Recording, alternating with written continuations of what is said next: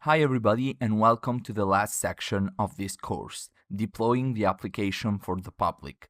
We have done some great things in the previous sections and we have created a production-ready API ready to be deployed. Now let's go ahead with the first video of this section, which is explore the cloud provider. So let's get to the coding. Now we have our project ready. And in this project, we have already implemented all the features that we discussed in the previous sections and videos. Now what we want to do is to make this API public and in a way that everybody can use it. And to do that, we need to push it to the cloud.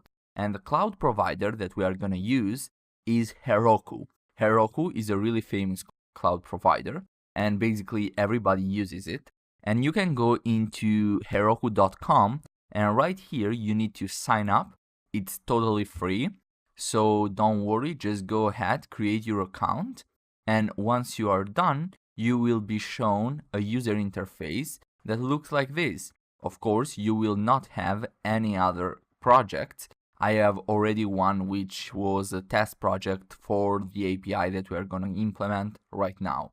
So what we're going to do is click onto the new and create a new app.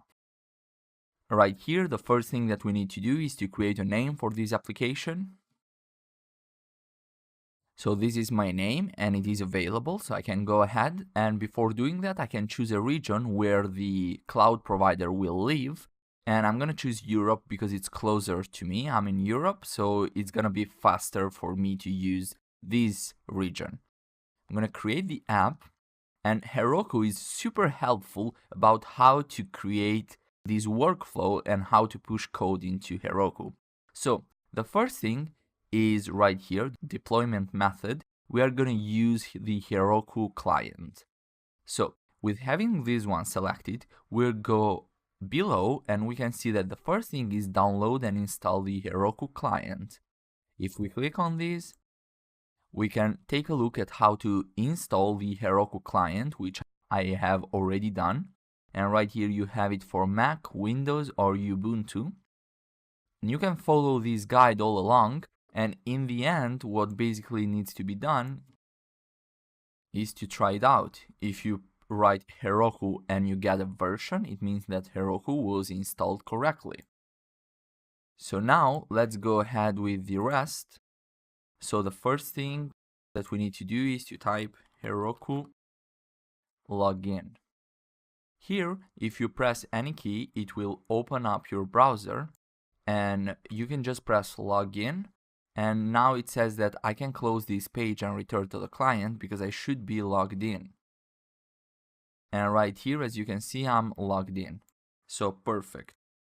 Now, the next thing that we need to do is to use Git.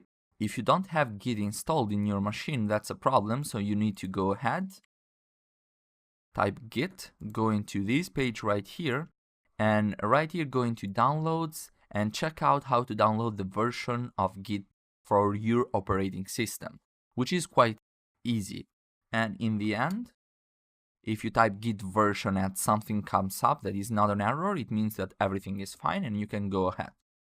Now all these comments will be done inside the project directory. So let's go into Heroku again. And right here, it says that I need to change the directory, but I don't need to because I'm already there.